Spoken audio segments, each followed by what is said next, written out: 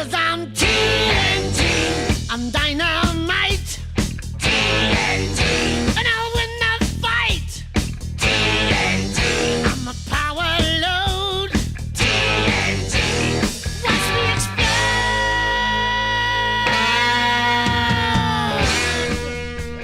I am Dr. Lorenz, Assistant Professor of Physical Education and Physical Activity at San Francisco State University. I'm also the Instructional Director of the Strength and Conditioning Lab, the Director of Operations for our Holloway CrossFit affiliate, and the Faculty Advisor for the GatorStrong Strength and Conditioning Club. Nice. This is my 4th year here. That's a heavy title. I know, right? Just give myself job titles. So for the purposes of this podcast, I just want to emphasize that whatever is said on the podcast or on this episode is representative of Us. Yeah. That's And us. not representative of the school in any way or the department in any way. Yes. Or the club for that The matter. views contained within the following podcast I'm going to have like a black bar running across just like, don't freak out. with your voice distorted. Yeah. Everyone's like, who's that? That's right. Yeah, there it is. All right, so I want to start off Yeah. introduce the topic, physical activity amongst just college population. Yeah, for sure. And why is it that specifically after high school, when students transition into Yeah. that college life, what Yeah. happens? Because we see a big decline where it's just 100%. kind of like I was playing sports, I was doing X, Y, and Z, and Yeah. now all of a sudden I'm doing nada. Yeah. So the primary reason is most college students, if they were physically active in high school, was probably very structured. They were on a team, they were on a club, and because that structure then goes away, now they have to start making their own decisions. And there's lots of other time pressures. Obviously, school is probably the priority. A lot of students work, commuting, and of course, just the social aspect. So, physical activity for most college students, and of course, that's not for all of them, but for most college students, it just gets kicked down a few levels of priority, and that's where we see participation trends really drop off. So that's part of being a college student is you have to learn how to make your own decisions. Right. And for the average college student, specifically when they're early, Right. Freshmen and sophomores, they're still figuring out college life. Right. So that's where basically the lack of structure that they probably relied on is now gone. So you mentioned also the social aspect of Yeah. it. Do you think that just like at a university level that we don't have systems in place to support that? Or Yeah, absolutely. Yeah, because this is where things like campus recreation, intramural clubs are really positive because it allows those students to kind of bridge together, and the activities almost become secondary. The reason why you go do them, yes, you have a love for that sport or that activity, whatever it is. The reason why you go is because you want to hang out with other people. Right. And universities can be, it's a very strange thing. You're surrounded by people, but you have a tendency to feel very isolated. Right. A lot of large classes, for example, you might not ever get to know anybody's name. So that can be a very kind of lonely feeling. So physical activity is a good outlet for that. Right. You go to the same team, you do this kind of recreation group. The hard part is a lot of campus recreation, excuse me, a lot of campus recreation is show up, do your thing, leave. Right. This is where our student club has actually been real positive, is because other places on campus to exercise. This is the only place on campus for a community of exercisers to come in and hang out in the same place. Right. So now that's specific to this campus. Yeah. Is it the same across other Cal State campuses, or even just nationwide with other universities? Yeah, and of course I can't speak for all universities. Sure. The few universities that I've been involved with, every major university has a campus rec program. They all have student facilities. But again, it tends to be come in, do your thing, leave. There's less intention to community development, and they still have opportunities. But you're probably on a rec team with your friends, with your sorority or your fraternity members. It's less of an opportunity to meet new people and broaden your circle. And if you come in to a new university that's not your hometown, you might not know anybody. Right. So it's a lot more difficult to do that because the early experiences with most college students is big. big classes, dorms, you might not know anybody, you might be commuting a long distance, so everything feels very foreign. Right. So historically, there's lots of things available, but because the individual student is free to choose, there's probably other options that they might choose to do because it provides more of a social aspect than physical activity.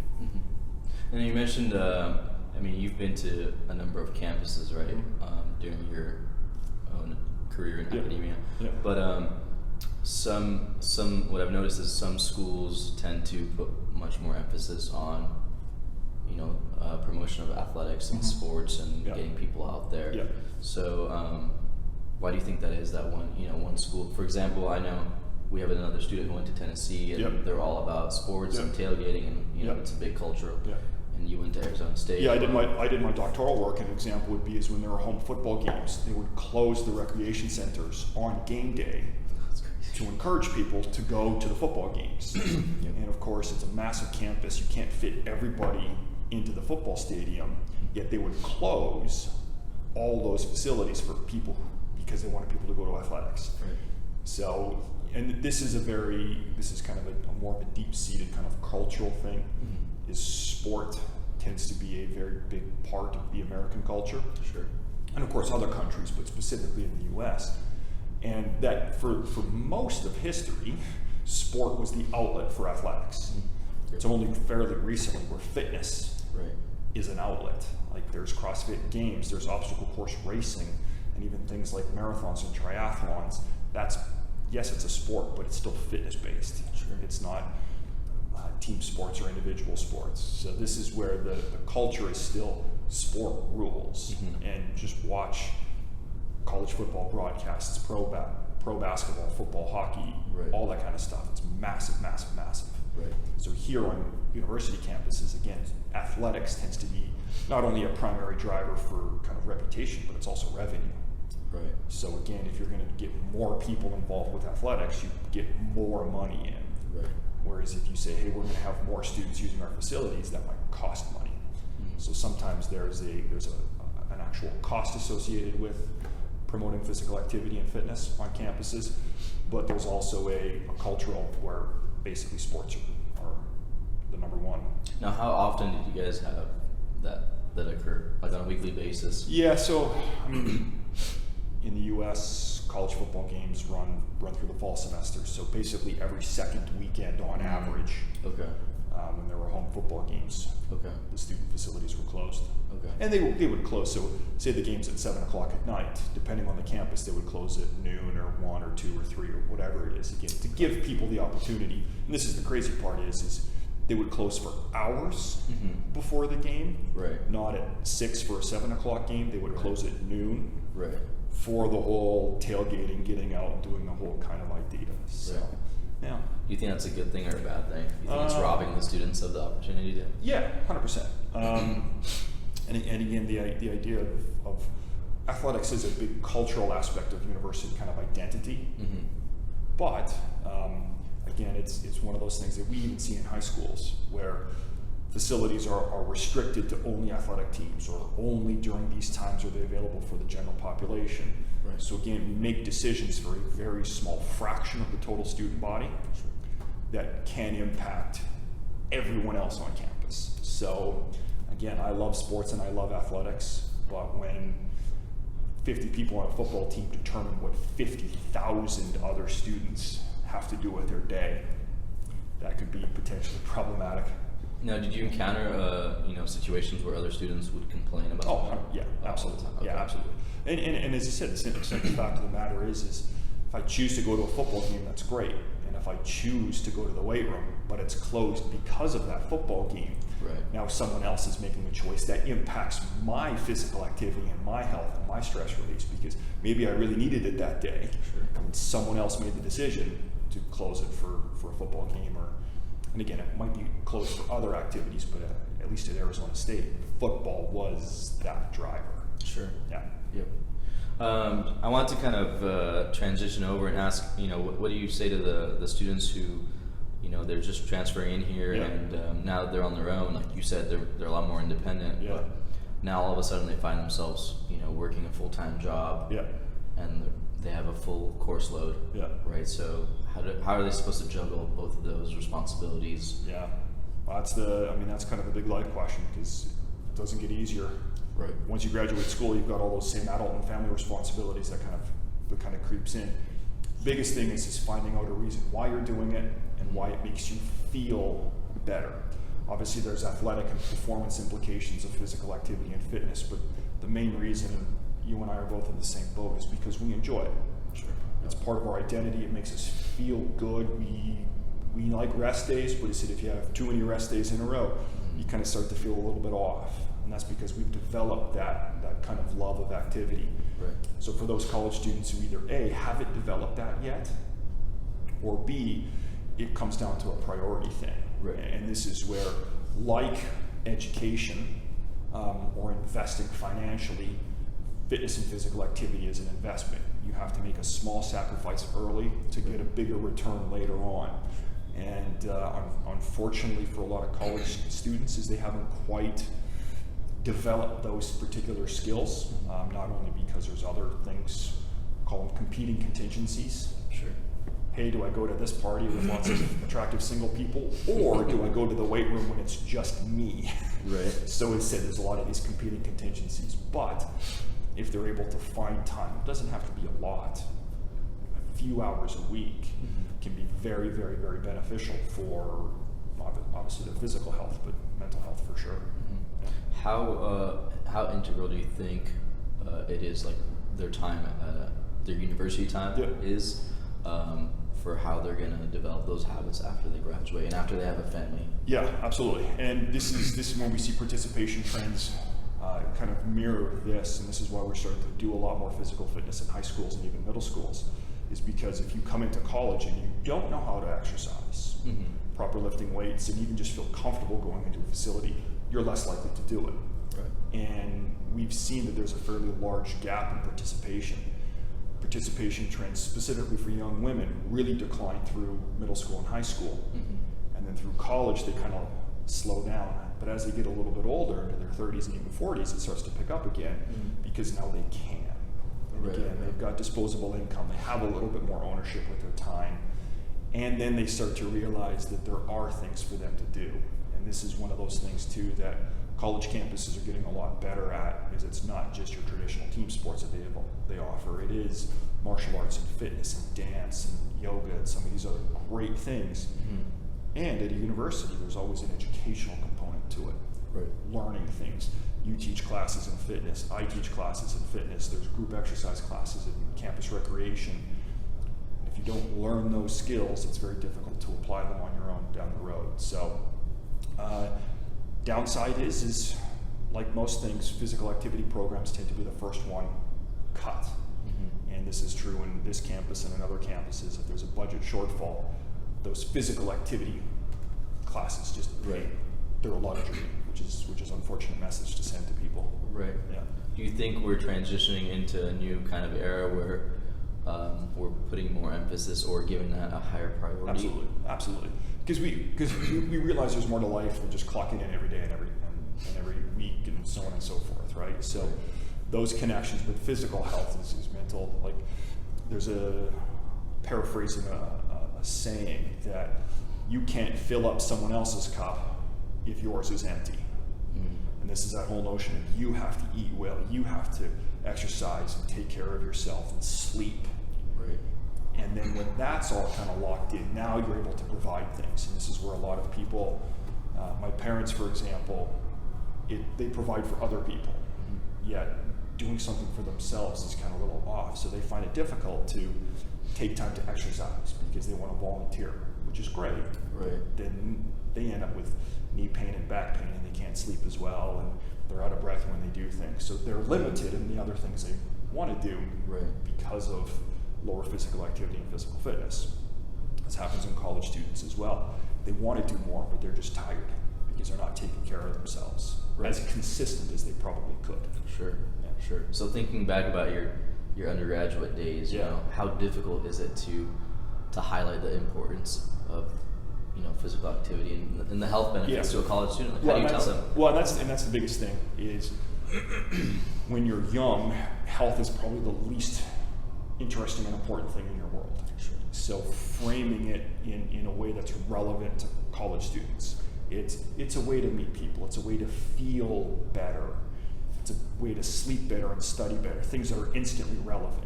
Okay. Now, when I'm older, health is much more important. So that it's an easier sell. So this is the same kind of thing when we talk about with our high school populations that I work with. You can't tell them, hey, this is going to lower your diabetes risk. They're 15, they don't care. Right. But, hey, this is going to make you feel confident. This might make you look a little bit better. This might make you have a little bit more energy when you're in school and some of these other things. That's a way to get them into it. Mm-hmm. Same thing with college students. Hey, this might make you feel better. You're going to sleep better. You're going to feel less stress. You're going to meet people. You're going to have all of these other positive things. Oh, yes, and it might lower your blood pressure or this and that and the other thing, which is secondary for them. Right. Ultimately, it's important, but it's not the reason why they do it. Sure, Yeah. sure. Yeah, it's kind of difficult to make something like that sexy, you For know? sure. Yeah. College students aren't gonna. Oh, absolutely. But I mean, it's difficult for everyone else too. Like, we know what works to help people get healthy. Right. But it's boring, it's repetitive, it's not sexy, right? Lean proteins, fruits, vegetables, sleep, exercise. We've known this forever, but how you package it and how you convince them that that's a better option of your time than watching the new Netflix show or hanging out with this or trying this new gadget or going to this new bar or whatever it is. Sure. That's big competing contingencies. And this is where the social aspect becomes so important. Right. Because if you can meet people and do all those other fun things, Right. and simultaneously get a really good exercise session in, and you're around people who like to eat healthy and some of these other things, then it's a little bit easier to kind of sell to everyone, specifically college students.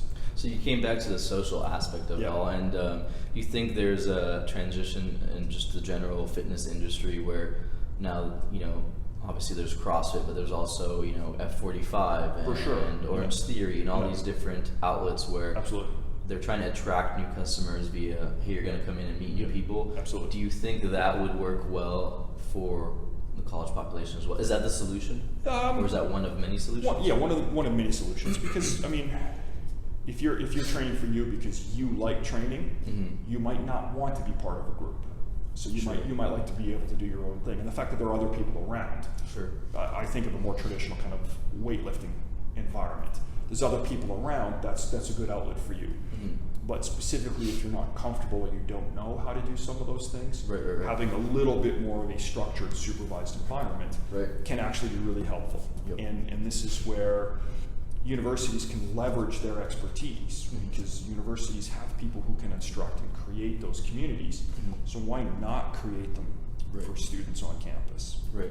And even if it's just a fairly like a casual running group, and again, this is where our club is so positive, is it's relatively informal, but you still work hard, you still get actual fitness changes, but the fitness is actually just kind of it's an accidental byproduct of just getting people together and having a good time.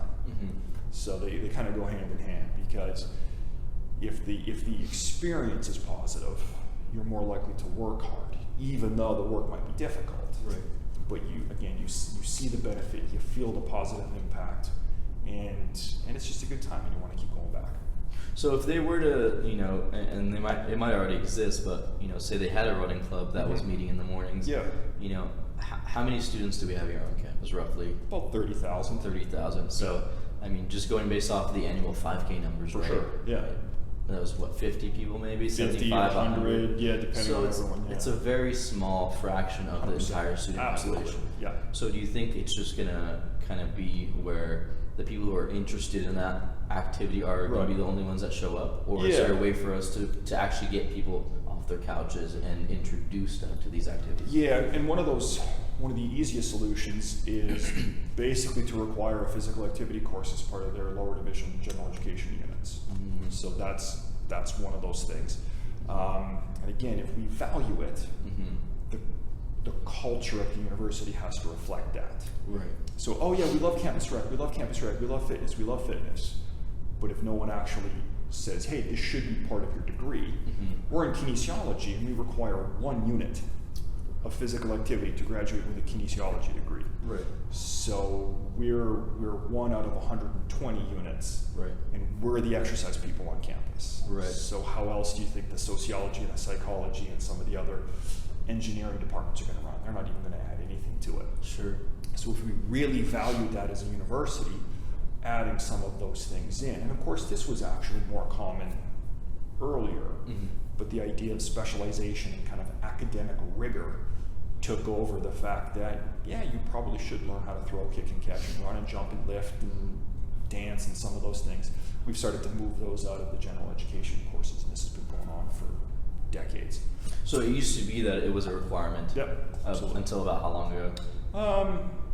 Roughly. Oh, it's probably been at least 10 or 20 years for most universities. Okay. Since some might still have them, Yep. and some might have been a lot. And this is, again, my undergraduate degree was in physical education. Of course, we had to do it. Exercise science, you had to do it. But even the people who were in psychology had to do it. So you couldn't graduate with an undergraduate degree unless you had some exposure to physical activity or fitness. Right. So again, it's probably been a number of years since that's actually been a common occurrence. You might still get the occasional institution that does that, but it's probably been at least, I would say, 10, 20, 30 years before that's kind of a standard operating procedure. What do you think it would take to re-implement that into the system? Do you think it's an uphill battle? It's not worth fighting? Like most things, it actually takes someone at the top. So if the president or the provost or somebody says we need to put this in, then it would happen. Sure. But again, it's the same thing that happens with every other aspect of public health. Is everyone wants to do it, but it's difficult to kind of make people do it. And again, this is where you have to provide a lot of options. And again, the simple fact of the matter is that education in the United States is all based upon funding. So does it go back to, what you mentioned earlier about budget cuts, where activity classes tend to be the first that get chopped off? So you think that might be one of the reasons why they're not going to re-implement it or make it a graduating requirement? Yeah, and again, so this is also where there's been a fundamental shift with how people view education. It's all about specialization. Right. When you graduate, you're going to graduate for this task. Right. You're an engineer, you're a teacher, you're working towards being a nurse or a physical therapist, rather than this is a bigger picture of how to operate as the classic liberal arts degree, where you have a little bit of math and science and literature and art and culture and physical activity. That notion is long kind of moved away, because in the 20th century, it's all become about job orientation. We're going to train you for this job. Sure.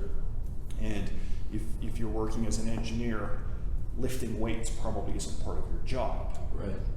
And if it's part of your job, we'll teach it to you. But if it's part of your life, you got to figure that out on your own.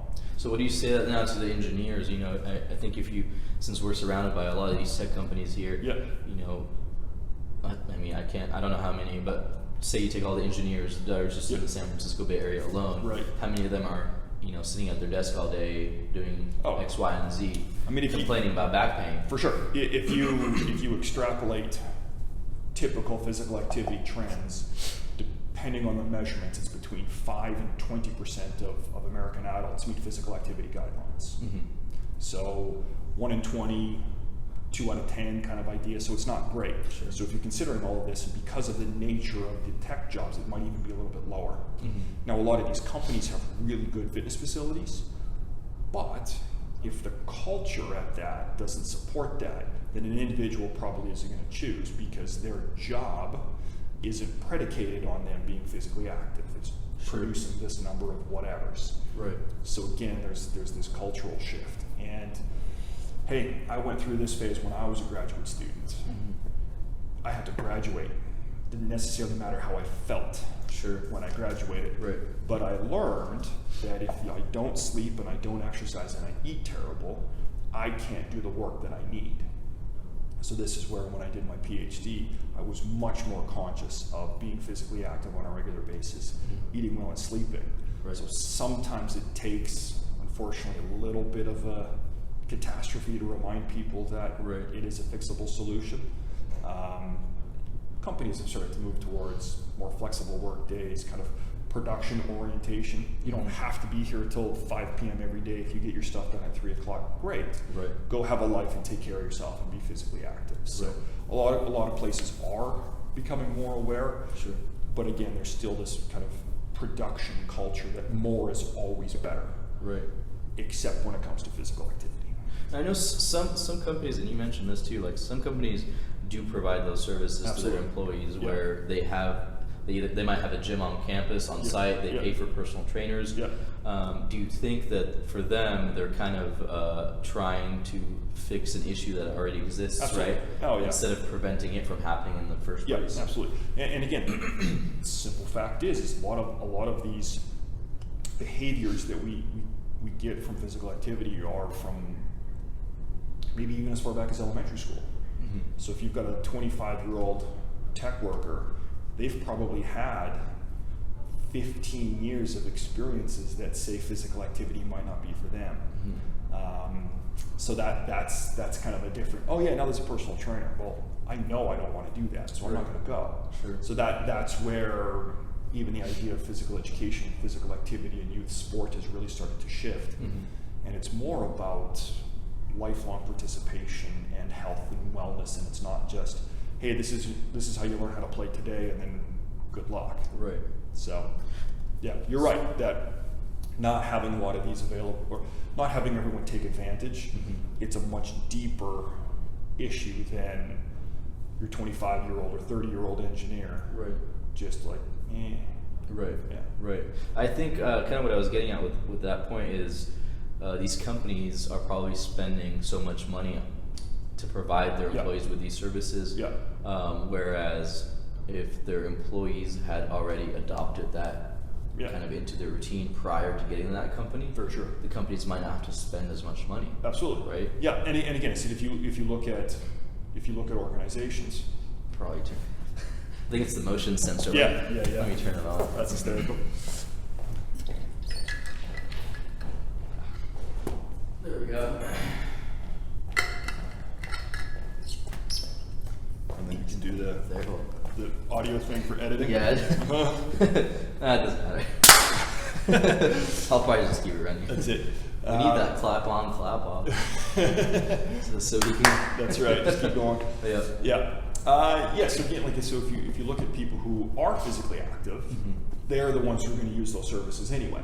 So it's the people who are not physically active. And again, this is where there has to be a cultural, company-wide type of idea that, listen, everybody is taking between noon and 1 o'clock to be physically active. Mhm. How that looks is still up to the individual. Mhm. But the culture must make it that the norm is physical activity.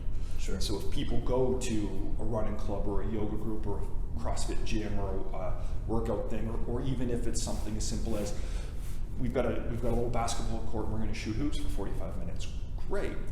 But again, this is where the big cultural shift, because if people perceive that the work is the number one thing, whether it's subtle or kind of implied, then that's what they're going to lean to. Mhm. But I said if everyone just kind of says, no, this is our norm and this group, this is what we do, Mhm. then that's kind of how the culture will shift.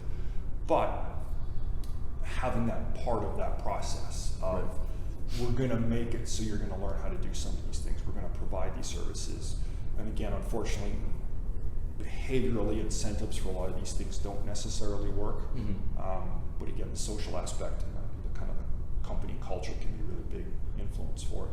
So just kind of bringing us back to the university Yep. level and the college level. Yep. Do you think that say for example, if we reached out to an engineering department and said, Yep. hey, the Kinesiology Department is going to Yep. show you ways that you can implement physical activity while you're sitting on a computer for 12 hours programming. Yep. Do you think that they would be open to these ideas?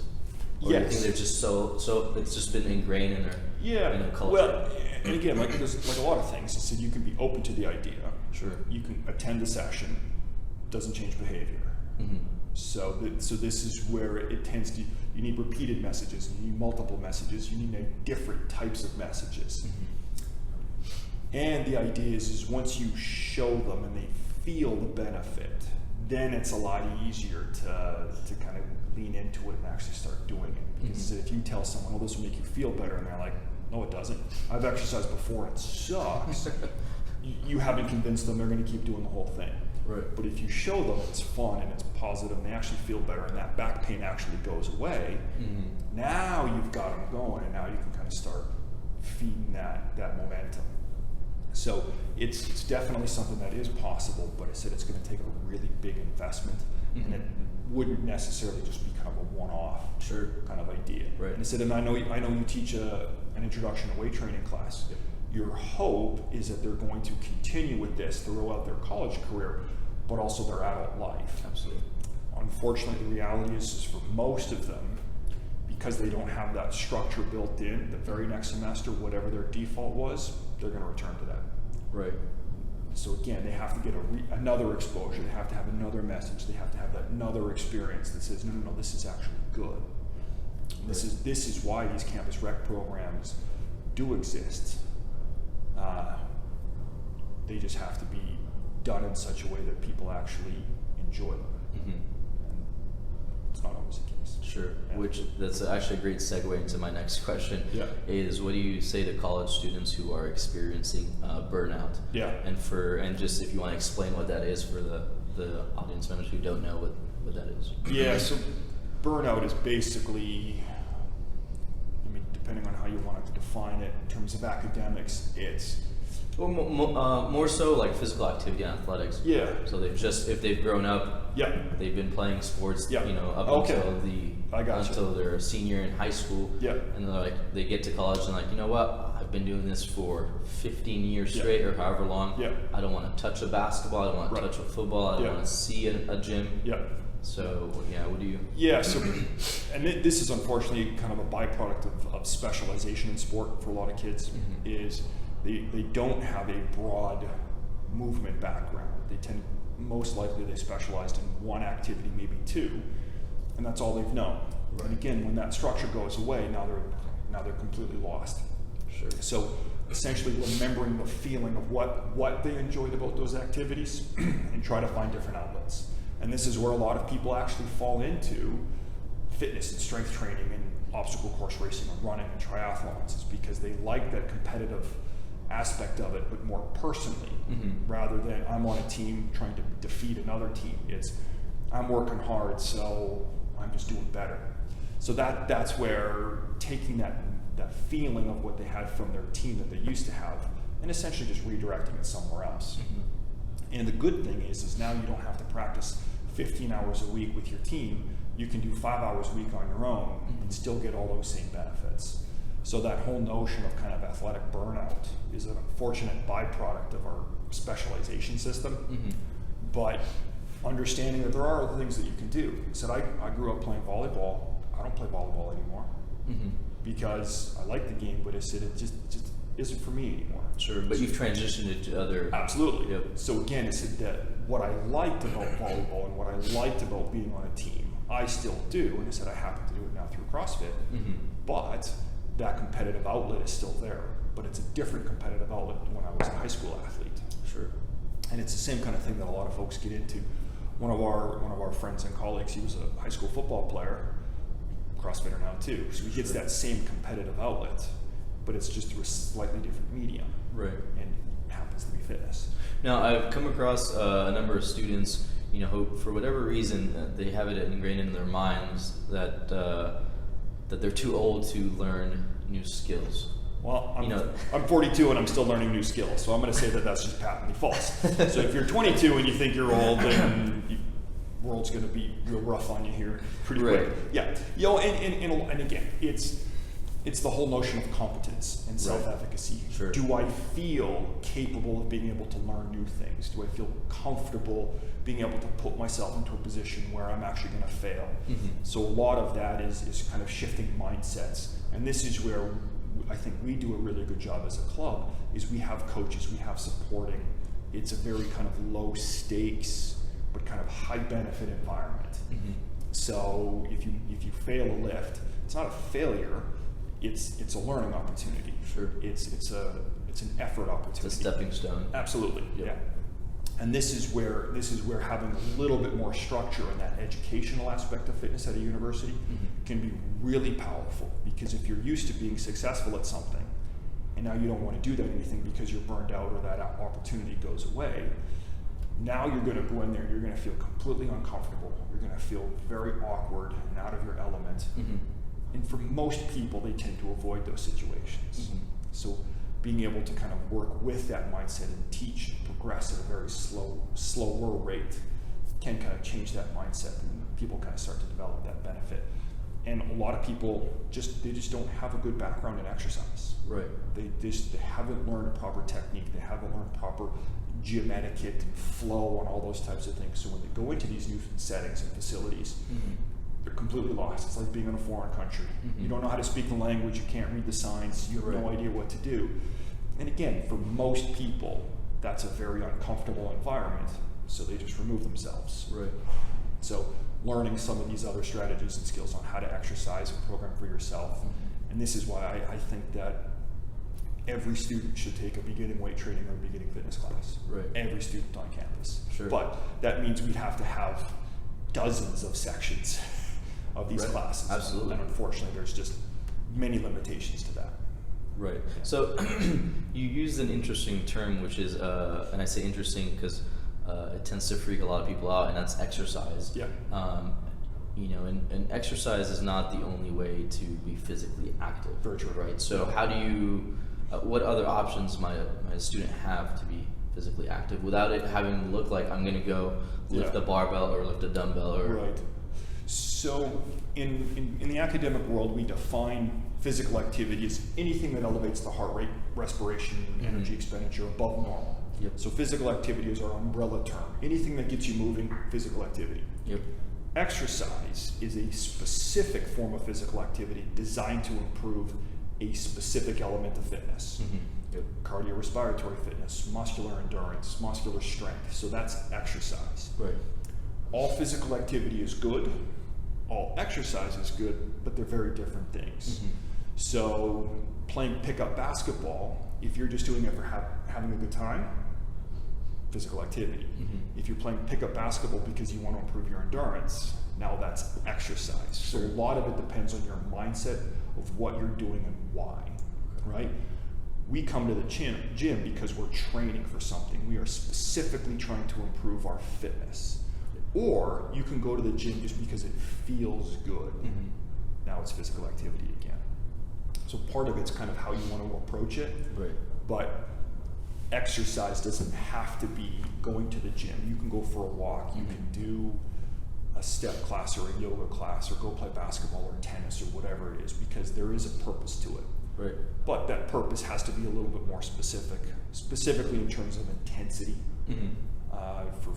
For physical fitness changes, it has to meet this kind of moderate to vigorous physical activity threshold. So a very noticeable change in breathing and heart rate, whereas just kind of going for a gentle walk is great, but that's more of a physical activity as a general outcome rather than a specific exercise or fitness outcome. So for somebody, and I'm just going to kind of pivot over to just, I guess, like some recommendations for specifically college students, right? So for an average college student, say they've never competed in athletics, or they've never participated in sports or athletics. They've never set foot in a gym. Where do they start?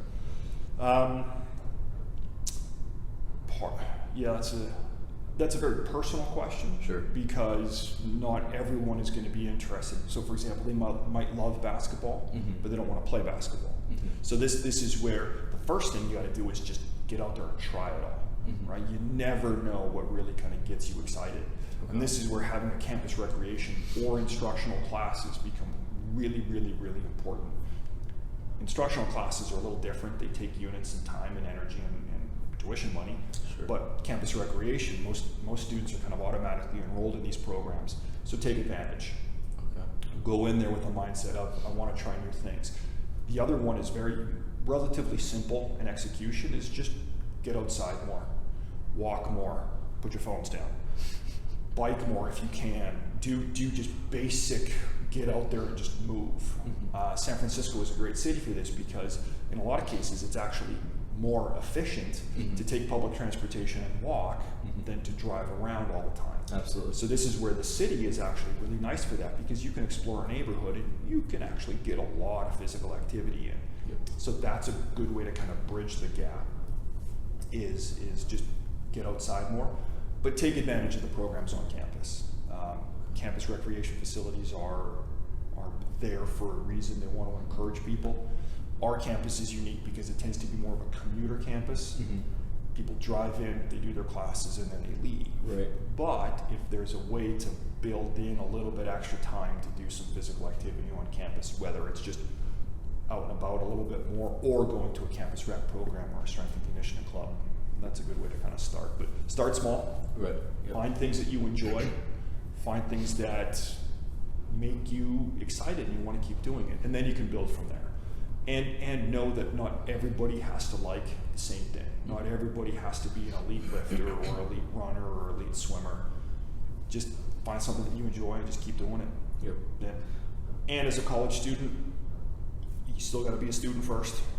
You still have to be a good family member and friend and relationships and stuff like that. Physical activity just makes that stuff better. Right. So you're not if you're a college athlete, that could be your primary outlet, but for the average regular student, physical activity is just something that kind of keeps you a little bit healthier, makes you better at all those other things. It's funny, a lot of times I'll run into students who say, I don't have time, to exercise, I don't have time to be physically active because I need that time to study. Right. So what have studies shown as far as the relationship between physical activity and how well you do in the classroom? No, absolutely. There's a very strong relationship between academic achievement and specifically aerobic fitness. This is where the causation is a little different, specifically in kids. Are the kids who are more physically fit, are they just more mature? And because they're more mature, they also have a tendency to have higher academic achievement. However, they've also done studies with specifically kids and even adults, is the more physical activity and more physical fitness you do, the more brain activity you have, the easier it is to learn and retain information. And this is where that physical activity can actually make your studying better. And there's some technical reasons as to why. Is that oftentimes when we study, we tend to do what's called block or mass practice. I'm going to study the same subject for 3 hours. I'm just going to smash it all in together. The problem is you're just basically learning a procedure or a rule. So as soon as that goes away, it hasn't formed any kind of major connections. Well, if you study for an hour and then you go work out for an hour, now you have to come back and you've got to figure it out a little bit more. Right. Those connections and those memories and those associations actually get a little bit stronger. So breaking up practice with physical activity not only makes your brain more receptive, but it also changes the way you have to study and approach things. Because let's face it, we cram for a test, we do it, we walk out and we forgot it. But if you study and then you have to recall it 7 days later, you have to work a little bit harder. Right. Those memories and those associations are actually a little bit stronger. Right. So one, don't cram unless you have to. But two, you can use physical activity not only as a built-in break, but as a physiologic kind of positive to create better brain structures, which actually makes you better learning and, most importantly, better at sleeping. And this is one of the biggest things that people forget is memories are formed generally while we sleep. Sure. If you don't sleep adequately, those neural connections aren't kind of solidified. So exercise not only helps with learning, it helps with sleep. Right. And again, it kind of breaks up the study sessions to make people have to work a little bit harder, which is a good thing. Right. Yeah, there's I think a big misconception about staying up late and studying versus let me get adequate sleep, adequate rest. I might not study for as long when I wake up. Right. But I'll be more efficient and I might actually retain more information. Absolutely. Yeah, absolutely. And a lot of this too is, it's just the skill of time management. We've probably all been in that experience where all of a sudden there's a looming deadline and all of a sudden now you're kind of panicking because you got to get it done. Well, that's because you probably didn't manage your time very well for the previous 7 days. So that's the biggest thing with that. And this is where, again, we talked about competing contingencies earlier. Sure. There's that party, there's that, or whatever it is, that person you're interested in messaged you, and all of a sudden now that's where your whole world is. So there's lots of things that kind of limit that. Right. And this is where, unfortunately, and I've been guilty of this too, I forget about it. Okay, now I got to get it done, and that's all I do. Yep. Which is very good in the short term, but it's not very good in the long term. So this is where consistency, and let's be honest, it's a priority thing. Right. People have time, it's just not a priority. Right. I have time to exercise. I just don't have, it's just not a priority for me. Right. So even just changing the language, own it a little bit. Right. Own it. Because you probably don't need that extra episode of whatever's coming up next, right? It will still be there when you come back. But all my friends are talking about the new episode. But that's exactly right. And again, this is the whole thing, is because of the environment, physical activity for most people, and this is just true for all adults, physical activity is fairly low on their priority list. So if they check off 1 through 4, awesome. Now they go to step 5, which is physical activity. Right. And then of course there are other people, physical activity is number 1. Right. And then they let everything else kind of fall in after the fact. Right. So there's no one way of doing it, but recognizing that your schedule probably allows for a little bit more structure in terms of time management, not only in terms of balancing study, work, fun, sleep, and physical activity. Right. You have 168 hours in a week. Right.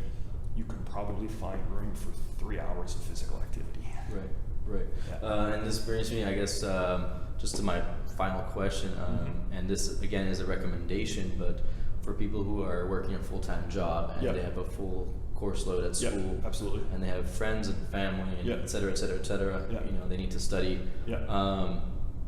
If they've only had experience with sports, or say they've never had experience with sports, how do they implement, you know, those 3 hours a week into their schedule? So one of the ways that they can do they need to go to the gym? Sorry not to cut you off, but do they need to go to the gym for 2 hours at a time? No. 3 hours at a time? No. The minimum dose of effective physical activity is 10 minutes. 10 minutes. 10 minutes. Okay. So if you're able to do 10 minutes of deliberate, moderate physical activity. So again, it's not just shuffling around. It's, I'm going to move with a purpose. If you can do it for 10 minutes, you will get some benefit. Obviously, it's not optimal benefit, but it's some. It's better than none. Yep. The biggest change in health and fitness is going from none to some. After that, it's just adding. But the biggest benefit is going from nothing to something. So the first thing is get something. So again, it doesn't have to be off. I can't get 2 hours in, I'm not even going to bother. Right. It's the all or nothing mentality. 100%. So the other thing that's potentially helpful is try to combine some of those other fun things with movement. So it's, instead of saying, hey, I'm going to hang out with my friends or exercise, why don't you do both at the same time? Why don't you use the... Play beer pong. Exactly. Could do that, but that's very stationary. Your tag, that's it. Yeah, there it is. Now we're cooking. There it is. That's it. Yeah. So again, it's combining Right. the friends and the family aspect with the physical activity. This is where the academic stuff can be a little bit more difficult, but they've even tried. There's these notions of moving meetings. Instead of all people sitting around a desk and just talking, you go for a walk. Sure. You're walking and talking, and you can do some of these things. Obviously, there are very specific limitations. If you need a PowerPoint presentation or a laptop, that's challenging. But if you're just chatting with your friends about something, you want to study and kind of quiz each other, you don't have to do it sitting down. You can do it as you're going for a walk, or even if you go for a light jog or a fairly easy bike ride. And again, that's what we'll have the next episode, running across the Golden Gate Bridge. Exactly. With the wind howling, and hoodies and toques and stuff like that up, people can't understand anything. Perfect. But yeah, but that's the whole idea. Is I said using the social aspect of it. So yes, you get exercise, but yes, you also have the opportunity to hang out with your friends. So now it's not an either or, it's an and. And that's probably an initial step for a lot of people to kind of get into, is just do something. Something is always better than nothing. And then trying to combine the activity and some of the social or even some of the academic aspects of it. You said 10 minutes here and 10 minutes there. Could you touch up real quick on the concept of, and I don't know if this is an official term and I made this up, but accumulating volume as far as like at the end of the week? Yeah, 100%. So the recommendations for adults in the United States is to accumulate 150 minutes or more of moderate or vigorous physical activity. So it used to be 30 minutes a day for 5 days a week. Well, if you do 40 minutes on one day and then 10 and then 10, that's still good. So again, people were having this all or not. Well, if I can't do 30, I'm not going to do anything. So the notion is accumulating 150 minutes. And with the idea that you're evenly spreading it out. Like if you're fully sedentary for 6 days and then you decide to do 2.5 hours worth of exercise, that's also probably not useful. But you can start to partition it a little bit more. And even if you do a little bit in the morning, a little bit in the afternoon, or on the days when you're in school, you can build those as your non-activity days, but making sure on those other days when you have a little bit more time and flexibility, that's when you start to accumulate more of that time. Now specific to exercise, and I know you've mentioned this before in the past, you know, and because a lot of people have the idea that if I can't go and do 3 sets of 50 push-ups, then I'm just not going to do any at all. Versus, you know, and you've mentioned it again, like do 5 push-ups here and 10 push-ups there, and by the end of the week you've had whatever. And again, and this is the difference between physical activity and exercise. Because if you want to be physically active, it all counts. The 5 here, the 5 here, the 10 here, the 10 here, it all counts. Now, if you're exercising and training, that's when you have to be a lot more deliberate, because a random assortment of exercises are great for physical activity, probably not optimal for training purposes. So again, you have to decide what you want to do. And if you just want to be physically active and get a little bit better and healthier and feel good, it all counts. So just get it done. I mean, there's even the whole notion of, and again, people watch streaming, so there's no such thing as a commercial anymore. But that kind of how it used to be, they get around it. Every time there's a commercial on, you do a little bit of movement. And then you might be watching TV for 2 hours. Or in between episodes. Or whatever it is. And even, like I know there are, I think some of the game consoles, I think there are settings that you can use where it will tell you every hour, it'll actually put a message on the screen that says, hey, you need to, you've timed out or whatever it is. And I know I do that with my phone, is one, to help me sleep, is after a certain period of time, it just shuts everything off. So I have to make the choice. And I can't just mindlessly scroll and stuff like that. So this is where the technology can help, but it can also really suck you into these types of things. So all physical activity is good for just general purposes. But if people want to train, then they have to be a little bit more deliberate with it. Just to kind of wrap things up with this episode, I mean, do you have any takeaway message or some final thoughts for specifically college students? I think part of that is recognizing that you're making the most of the situation. Going through college is probably one of the most stressful times, specifically of relatively early life, College is probably the most stressful of that time for most students. Now, when people look back on it, it's probably not as stressful as it could have been. Stressful as high school. Yeah, but exactly. but in the moment, there's just so many competing things. And the most challenging thing for a lot of students is now they're independent. They're making those decisions for themselves, and they're learning how to juggle and balance and manage. So the first things first is just be kind to yourself. Don't kind of get freaked out. Like, if you're exercising because it makes you feel good and you happen to skip a day because something happens, don't get extra stressed and mad at yourself because you happen to miss a workout, which defeats the purpose of the adventure in the first place. Not the end of the world. Exactly.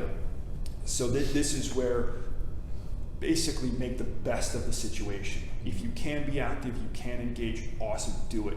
Make the most out of it. But there are going to be times when you just have to prioritize.